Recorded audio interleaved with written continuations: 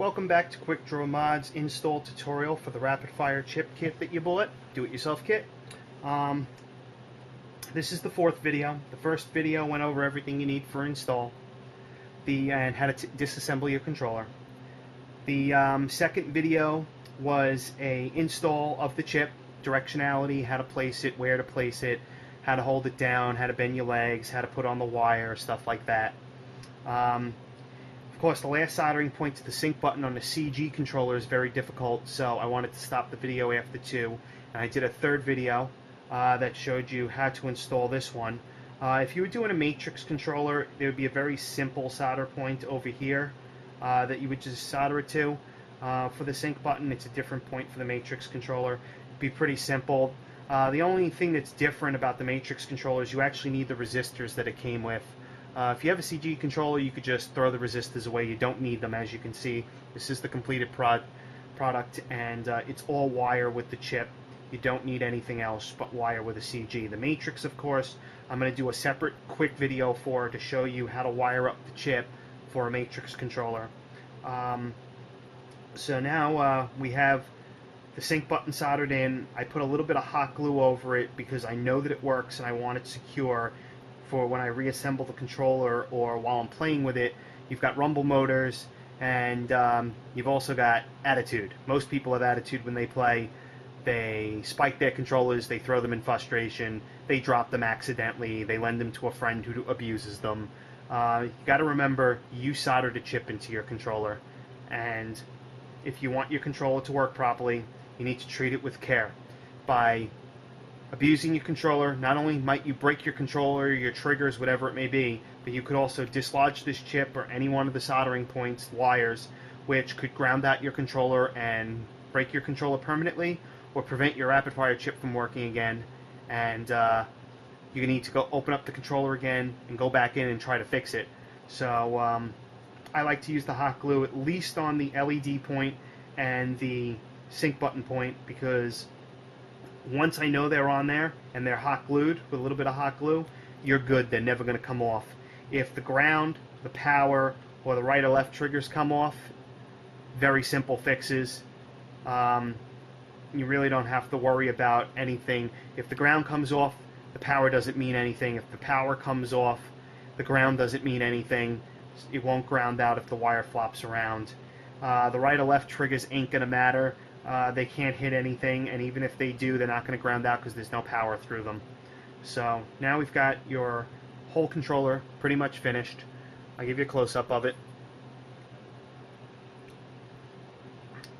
Remember, the notch is underneath, and it's facing away from the, towards the camera. The notch is underneath here, and this is the belly of the chip. You'll only see the circle impression on the chip. We're going to work with the 2 legs on the left-hand side and the 4 legs on the right. You're only going to work with 1, 2, skip 3 if you've got a 3 mode. You don't need to hook up this left trigger on a 3 mode. It's not necessary because the 3 mode does not have a dual trigger rapid fire. Only the 7 mode does. So, now that we've got the chip installed, it's hot glued down, it ain't going nowhere. I use a pair of tweezers. Kind of just pull on the wires a little bit, make sure that they're all soldered on properly. You can also pull on their proper points. They're not going nowhere. Just make sure that your wires are tucked up on the board someplace, that they're not covering any of the holes, because screws go through these holes. You don't want to rip your wires with the screws. You also don't want any hot glue or wire going across the pads. They can interfere with your pads working properly. And any slack from the long wire that goes from one side of the controller to the other, make sure it's either tucked away or hot glued up here, so you're good to go. So now that we've got it all back together, I showed you how to test it real quick with either putting it back together real fast or using the rechargeable battery pack. Now we're going to reassemble the controller. It's pretty simple. You've got these oval holes. They fit onto the sticks. Make sure you push down, hear them click. You do have buttons on the pads. Also, make sure your wires don't interfere with any part of the joystick pad, especially on the bottom pad here, because there is a dip button that if your wire kind of got underneath over here, it can interfere with that button from working, from the button working, excuse me. So we got those two on. Next, remember, if your clips came off, the open part of the clips with the T over here, the back part of the clips is closed. Front part of the clip is open. Again, it faces away from the bottom of the board, away from the triggers. So, but chances are the safety clips remain when you pull the motors out. They'll only go in one way. If you try to put them in backwards, they don't fit. You put them in forwards, they clip in just fine. Very simple, very easy. Take your controller, make sure it's upside down. If you have it right side up, all your buttons are going to fall out. These pads need to stay down, they need to be flat. Make sure that you don't have any buttons that are pushed up and kind of just stuck. Make sure everything's flat and proper. That your bottom clip is in, right here, this gray bottom part of the controller, and your top with your two bumper buttons is properly on. Take your controller, just put the two sticks in. It should fall right in. You might have to kind of just get your finger underneath and guide the stick in.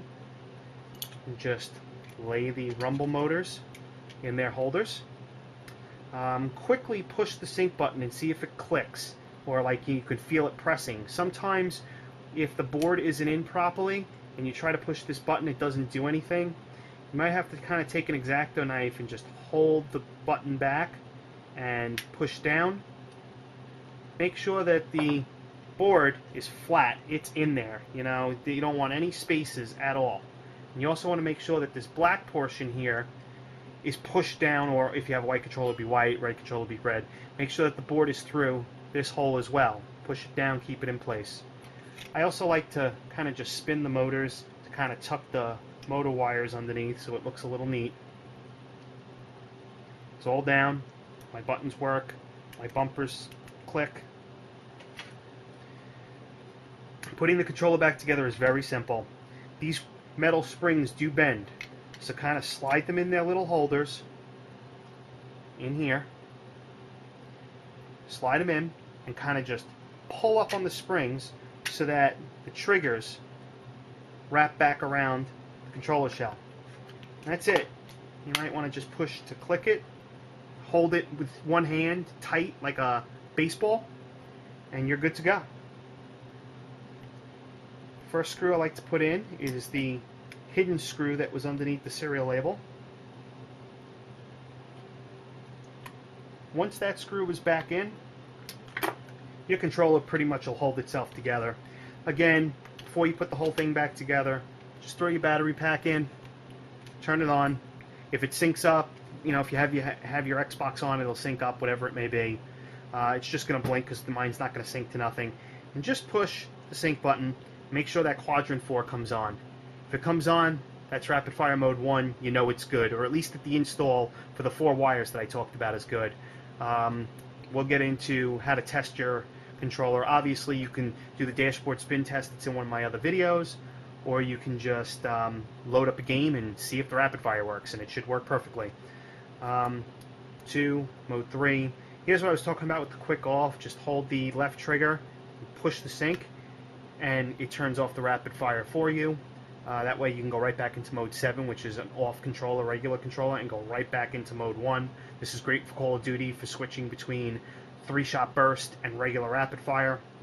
Now that we know that we're good, obviously I'm going to put my battery pack back on because the screw underneath there was already done. I'm just going to put my 4 screws in here. And you do have the 2 screw holes up there, but there's nothing to really hold them, so I'm just going to kind of get them back in. We're nearing the 10-minute mark, so I'm going to finish this up real quick. There will be another tutorial video. You should be done at this point. You should be able to enjoy your rapid fire. So thank you very much for buying for Quick Draw Mods, whether you bought through the website or through eBay. Totally appreciate it. I feel that we have one of the best rapid fire controller chips out there. So please enjoy it, have fun, and check out the next video if you want some tips for the Matrix and some testing tips and stuff like that. I'm going to end the video here. We're slightly over 10 minutes. We should be good. But thank you again for watching, and there's your completed controller. Good to go. Thank you.